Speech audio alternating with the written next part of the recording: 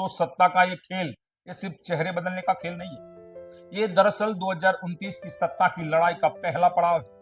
अमित शाह और मोदी की जोड़ी फिर से बीजेपी को रीसेट कर रही है, क्योंकि सत्ता में बने रहने के लिए चेहरों से ज्यादा जरूरी है समीकरण, जिनको पॉलिटिकल पंडित कहते हैं मैथमेटिकल समीकरण। नमस्कार, आदाब, सत श्री अकाल, आपका स्वागत है द ट्रेंडिंग टॉक में। सत्ता की राजनीति में शब्द महज कुर्सी नहीं बल्कि ताकत होती है।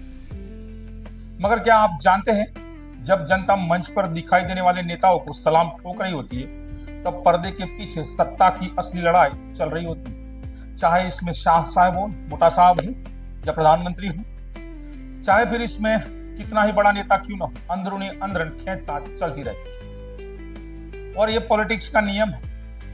मध्य प्रदेश, उत्तर प्रदेश, तेलंगाना, महाराष्ट्र और गुजरात बीजेपी के इन गढ़ों में सत्ता का एक नया अदृश्य खेल शुरू हो चुका है। और ये खेल पार्टी के अंदर ही अंदर कार्यकर्ता गपशप कर रहे हैं। हम बात कर रहे हैं पार्टी अध्यक्षों की हटाने की, बदलने की कवायद। आखिर क्यों? क्या ये सिर्फ रूटीन प्रोग्रेस है या फिर पार्टी के भीतर चल रही खामोश बगावत का हिस्सा?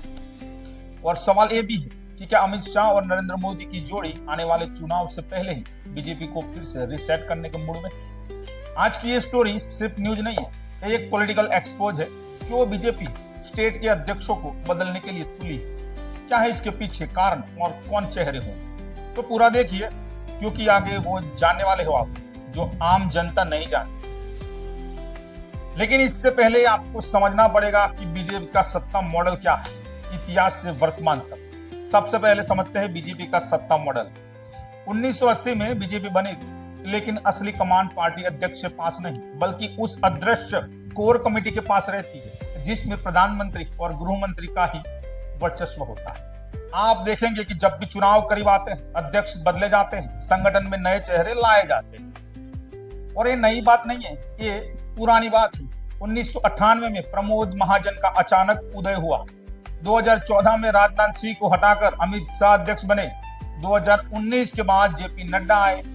हर बार एक ही पैटर्न, पुराने अध्यक्ष की विदाई और नए चुनावी मास्टरमाइंड की ताजपोशी होती है, और बाद में नए चेहरे अध्यक्ष बनते ही जुड़ जाते हैं अपने मिशन में, अपने नेता को जिताने के लिए, अपनी पार्टी को जिताने के लिए। लेकिन इस बार कहानी अलग है, क्योंकि बदलाव सिर्फ दिल्ली में नहीं है, राज्यों के स्तर पर हो रहा है। और इसमें बदलाव में जातिगत समीकरण से लेके कौन सी लॉबी में कौन सा चेहरा है, वो भी देखा जाता है। बदलाव की असली वजह। अब सवाल यह है कि आखिर ये बदलाव क्यों?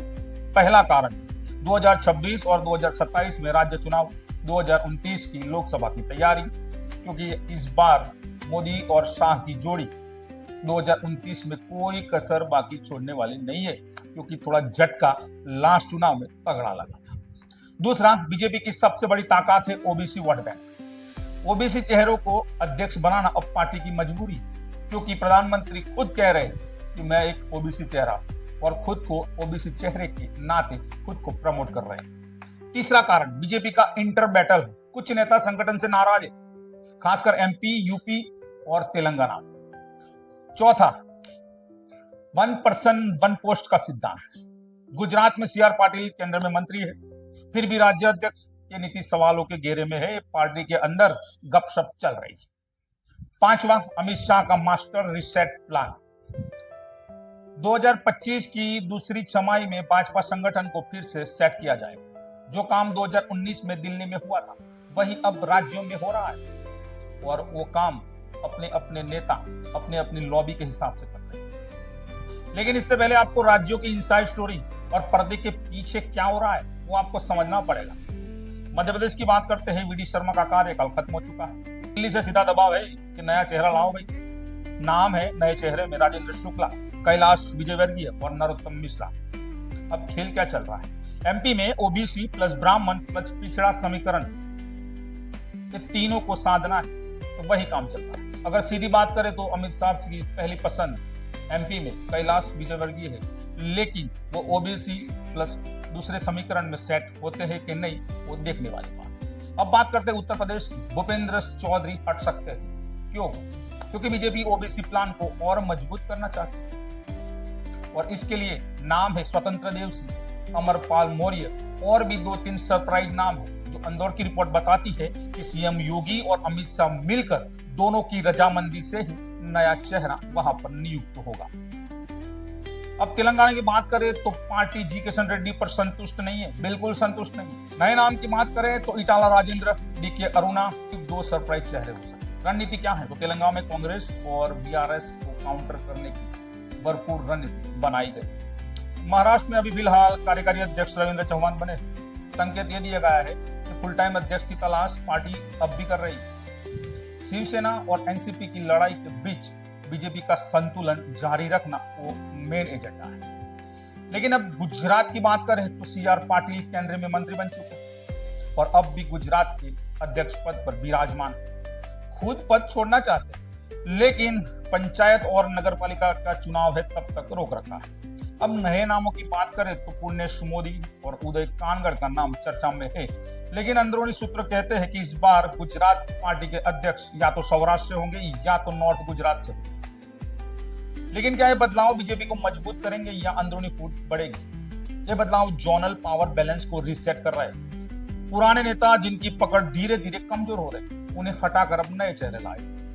लेकिन अंदर से आवाज भी उठ रहे, लगातार पार्टियों के अध्यक्ष बदलाव अंदर अंदर कार्यकर्ताओं में असंतोष फैला रहे, खासकर गुजरात और यूपी में, जहां स्थानीय नेताओं की नाराजगी बढ़ रही है। लेकिन बीजेपी का मास्टर प्लान साहब है, 2026 राज्य चुनाव प्लस 2029 की लोकसभा। इसके लिए पार्टी हर राज्य में ऐसा अध्यक्ष चाहती है जो नॉन कंट्रोवर्शियल हो, संगठन पर उनकी पकड़ मजबूत हो और साथ में शाह और साहब की अनुरूप हो, ओबीसी या क्षत्रिय समीकरण फिट करता हो।